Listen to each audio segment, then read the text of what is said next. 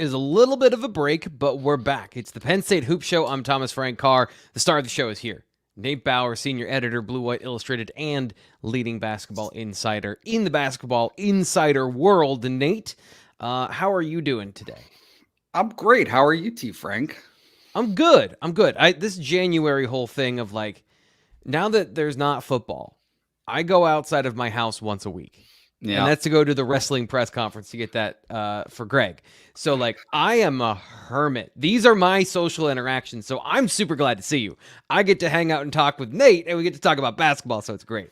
Yeah, I see 2 children under the age of 5 every day. And so if that's the only human interaction I have, that's more than enough. Like I love my quiet January days as I look forward to it getting lighter out later and golf in April. Please, God, just give me golf. That's all I'm asking for.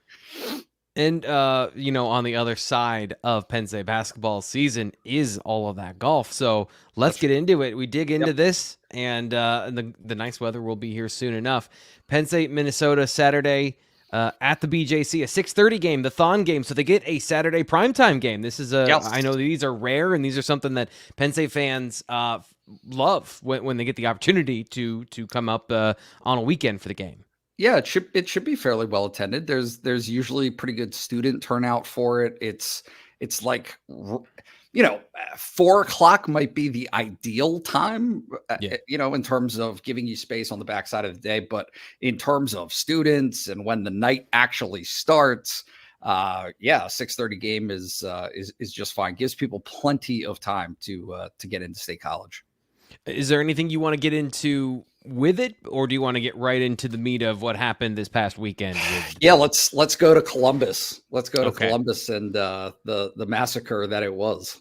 Yeah, so they got blown up by Ohio State. The final score, I've wanted to say this for a while about a game, just because you hear this all the time. The final score was not indicative of the contest. 79-67 was the way it worked out. And I'm not trying to like troll Penn State fans or anything. It's just like every broadcaster gets to say that phrase. I haven't said that in a while. So anyway, they dropped to 119 in the net. What happened? Yeah, they were really, really bad to start the game, and there's a theme here. But we'll start with Ohio State, right? They missed their first 11 shots. They got themselves into a 16-0 hole until they made their first shot. Their first shot didn't happen until 7 minutes into the game. So that's you just can't live that way, and they know that, right? It's not a matter of trying, right? They're trying, but just taking tough contested shots. They did not get downhill the way that Ace Baldwin and Kanye Clary typically do. And so their points were coming off 3-pointers, which is the inverse of really how they've played so far this in terms of the struggles that they've had. Most of the struggles have been that the 3-point shot hasn't gone down. Right. Once they finally started making some shots in the first half, those points did come from 3-pointers, but they were just brutally bad from 2. Everything that they were trying to take in front of the 3-point line was not where it needed to be. Didn't have the ball movement that they were looking for. And so it was a very, very deep hole to start the game that, when you do that consistently, it just makes it a constant uphill climb, right? You're constantly trying to get over the top. And that was what they did again in this game. You're not going to win a foot race if you give somebody a 30-yard head start, no matter how fast you are, if they also can run. And that's what Mike Rhoades essentially is talking about here. I think the toughest thing for me to evaluate and understand is we're just not getting off to great starts on the road. So now we're putting ourselves in such a hole. And if you take that run away that starts the game or early in the game, and after that we're battling, but we're such in a hole, it just puts you at a deficit, as I told our guys, that it's hard to come back from. And I don't think it's not for the lack of effort or energy. It's almost like, all right, you're tiptoeing into a road game to see what's going to happen, and then you find out quick, you get smashed quick, and now you're fighting frustration. You're fighting the scoreboard, and that's hard. And we haven't learned it quick enough because it's happened a few times. That's really interesting the way he put that. You're tiptoeing into the game. This is a conversation going back to the last time we talked about, like, going to Michigan State. What if they get and then it clearly didn't go that way. And this seems to be a reoccurring thing of going on the road in the Big Ten and kind of tentatively playing basketball when what you need to do is, it seems to be the opposite. Yeah, it's interesting because this is a team that is, in my estimation, does not have really a lack of confidence, right? Ace is a very confident guy, and he's kind of that clear point man, right? Kanye Clary is a very confident kid. Yeah, there are some things that they've needed to work through. Zach Hicks shooting being one of them for sure. Puff Johnson, isn't necessarily the most assertive kid, but there is plenty of experience, right? They're weathered as a team. There's plenty of that to have a team that can go into some of those environments and at minimum feel like they can play, right? You're going to an Ohio State team in particular that you just beat. They beat Ohio State in December. So to have that experience at home and have it translate into a 16-0 hole at the beginning of the game at Ohio State, something's not connecting there, right? They're just not able to make that connection and go where they need to. So yeah, Rhoades said that he was, kind of at the beginning of his statement said that he was going back to the drawing board. He's looking at itineraries. They're looking at the practice plan for the day that they leave, right? How are these road trips playing out? That, like, what's going into it? What are the factors that are contributing to this? And to be honest with you, I'm not sure he's going to get an answer. I'm not sure that there's an answer straight away for what he's looking for, other than, hey, all right, you've had this experience now 3 times in a row, right? 3 times in a row, starting with Michigan State at the beginning of the year, where they have gone on the road and gotten absolutely spanked in the first half, right? They managed to keep things competitive. They managed to keep things, at least giving yourselves a chance, but you cannot allow some of the things to happen that have happened over the last 3 games on the road. Yeah, and you kind of laid it out in an interesting fashion in terms of how it's played out. And, are they inching closer? Are they getting closer to playing with these teams on the road? Yeah, no, right? In the second half, they are. There is some evidence. There is some evidence to say, yes, this is a team that can play with some of the better teams in the Big Ten. Certainly beating Wisconsin is a big part of that. You're able to get a win over Wisconsin, which is one of the better teams in the Big Ten at home. You're able to beat Ohio State at home. Those are good signs in terms of your competitiveness. But going back to that Michigan State game, they were down 26 points in the first half against Michigan State. Michigan State had 2 runs, one of 7-0 and another of 11-0 in the first half. 26 points in the first half. Like, you can't come. There's nobody that can come back from that. It doesn't matter if you only lose by 31, or I guess only 31, right? It doesn't matter if you only lose by 5 in the second half. You've still lost by 31. Against Purdue, 27-2 run for Purdue in the first half of that game.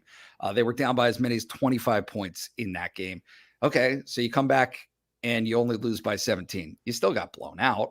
Yeah. And then obviously Ohio State, same deal. 16-0 run to start the first half.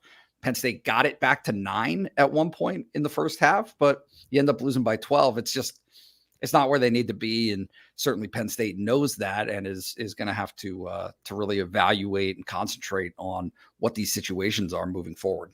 Yeah. And that's, I think that the hard part here is there's a talent gap with some of these teams, and you can't then have natural home court advantage for those teams, a talent gap, and whatever's going on with these first halves. Like, obviously that's what's leading to some snowball situations, but you've got to eliminate one of those variables that you can control. And I know that he said in his press conference, like, we can't get any bigger, can't get any taller, we can't get, any of those things at this point in the year. So we have to focus on the things we can fix.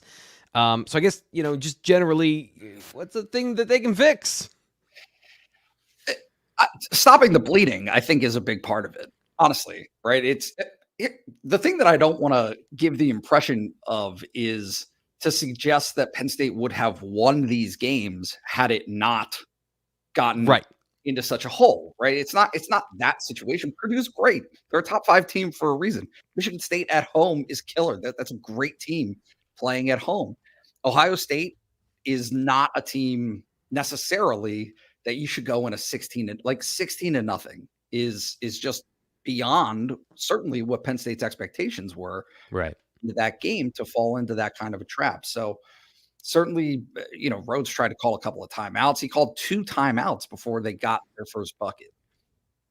That's just, you can't have that. It's that balance in terms of evaluating things of, all right. And this is how I asked the question today was, what's the balance between getting smacked in a place where everybody gets smacked, right? It happens all the time at Mackey Arena. It happens all the time at the Breslin Center. These are things that are just happening across the league. Teams get smacked when they go into those buildings.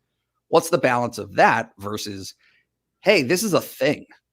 This is a thing for this Penn State team that on the road in those environments, they just come out and are not able to compete at the start of those games. And so, I think that's something that he's been frustrated by, as the next clip will show. Yeah, and that's where he's going to talk about addressing some of those issues. It's some of the resolve that we've had has been great, but you can't put yourself in that hole, and it's been difficult without a doubt. I always prided my teams on going on the road and finding ways, and we haven't done that yet. We still have a lot of opportunities to do that, but that's been a frustrating aspect of this group with me, and I got to get better. We all got to continue to get better, and you tweak some things maybe going on the road to see if it can help your team.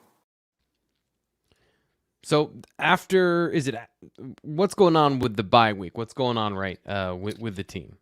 So right now, right, they played on Saturday and they haven't played since Saturday, which means they've got that nice window, that Big Ten window of 6 days, right, of rest between games before they get Minnesota.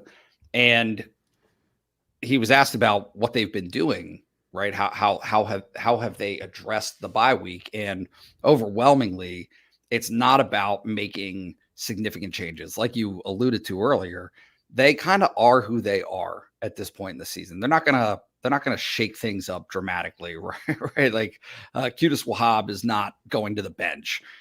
Certainly, they've shuffled around Nick Kern and Puff Johnson a little bit this season between starters and coming off the bench.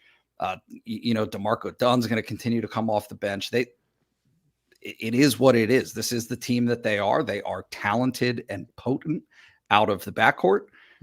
They are at a deficiency in rebounding, but they have had a roller coaster of a season, and that's probably what you're going to expect moving forward. But work on the details, right? Or try to correct some things that you possibly can. And more important, as he says, just get healthy. Just get some rest, get some fresh legs, and get yourself right before going into this last stretch of the season, because they've got another 12 games in the Big Ten schedule. That it's going to be a grind here. They've got a big stretch of games here coming up, including some games that can dictate for them, if I'm speaking realistically about what this team is, can dictate for them whether or not they can avoid playing in the first day of the Big Ten tournament, right? Can you avoid being 11, 12, 13, 14 in the final standings? If they can get to 10, like, that's an achievement. That's what you want. So, trying to rest up.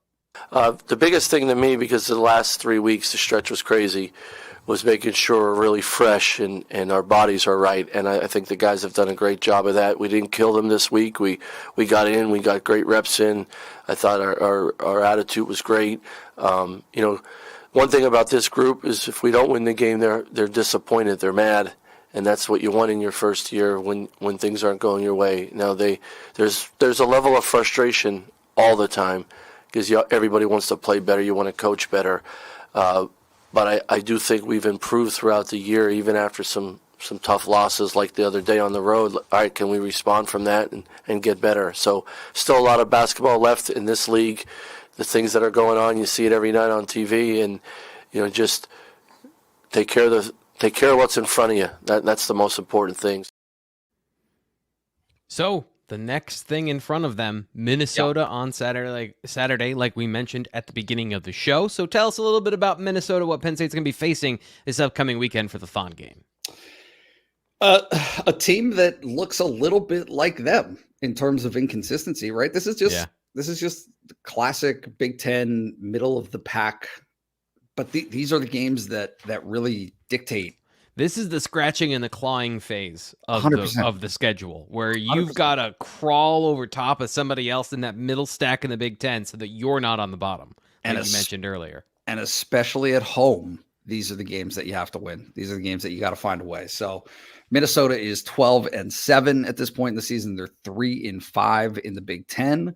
Their net ranking is 96, which we can start to pay attention to. End of January, February, these things are starting to shake themselves out. We're starting to get an idea there. They are 1-3 on the road this season. Things worth paying attention to. 1-3 on the road this season, and they've lost their last 4 games. So they're coming into this one. They're going to be pretty jazzed up, right? Yeah. This is a Minnesota team that's going to be fired up, and these things can go a ton of different ways, right? A team that's hurt and wounded and wants to get off of that track of losing. Yeah. Just don't be a get right game is how I always felt about these situations. Don't be a get right game for a player that has been down and suddenly you're the boost of wind in their sails. I've lived with that my entire fan life. Yeah. And you want to avoid that. Yeah. And in particular, if I'm going to run through the scores here, they lost by 12 at Indiana a couple of weeks ago. They lost by 9 at home to Iowa. They lost by 10 at Michigan State, but most recently they lost by 2 at home to Wisconsin. So a home loss by a couple of points could have gone the other way, right? That's the type of situation where, all right, is Minnesota looking at Penn State as, hey, this, again, like you just said, this is our chance to get right. This is our chance to get back and work ourselves back into the mix. Or is it a team that's going to be frustrated, that's going to be upset, and dejected to a certain extent, which makes, again, the first 5 minutes of this next game on Saturday very important. Yeah, it makes it, setting the tone early, I think is going to be a big part of this for Penn State on Saturday. An opportunity here, maybe in the matchup, middle of the pack and rebounding for Minnesota. Penn State, obviously, the boards are going to be an issue in every game. Matchup there is always going to be a big deal. Do you think there's an opportunity there, just generally with these two teams, the way they match up?